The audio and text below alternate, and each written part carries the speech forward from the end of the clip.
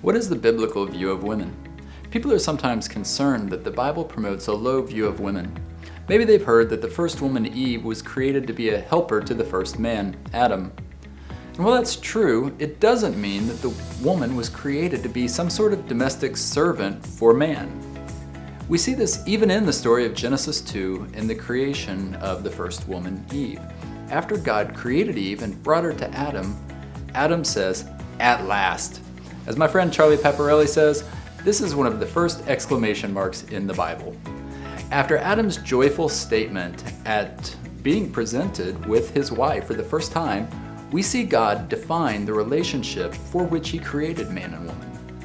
"Therefore a man shall leave his father and his mother, and hold fast to his wife, and they shall become one flesh." The Apostle Paul builds on this concept of the one flesh relationship in describing the relationship between men and women in the New Testament. He says, "Husbands, love your wives." And you might say, sure, of course he's going to say that. But listen to what he goes on to say.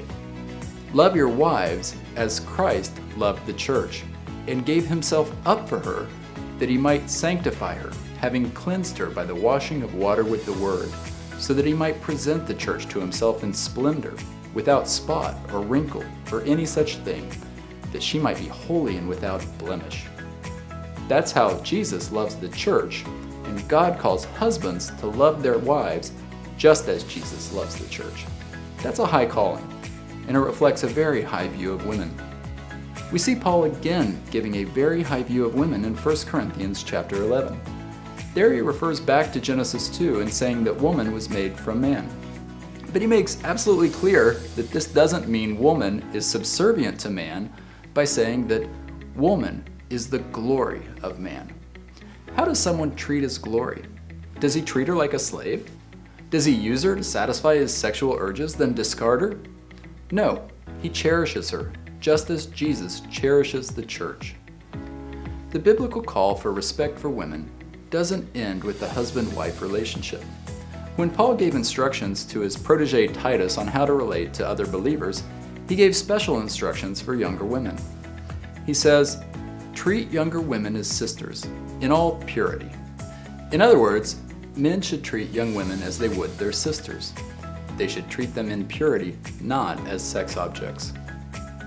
So what should a young Christian woman expect from a young man pursuing her? She should expect him to abide by this standard given in the New Testament. If he's pushing her for a sexual relationship without making a lifelong commitment in marriage, she can feel free to give him the response that Jesus gave his disciples. When they suggested to Jesus that it was better off for a man to remain unmarried rather than making a lifelong commitment to a woman, Jesus basically said, "Sure, that sounds like a great idea. If you want to live a life of chastity, a life refraining from any sexual activity, if that's your calling, you go with it." That's what Jesus expected from men outside of marriage. Women today should feel free to expect the exact same thing from the men in their lives. If men adopted God's high view of women, think how our society would change. How would it impact problems like poverty, fatherless children, sexually transmitted diseases, and human trafficking? It would drastically reduce or outright eliminate all of them. God's ways truly are better than the ways mankind comes up with on its own.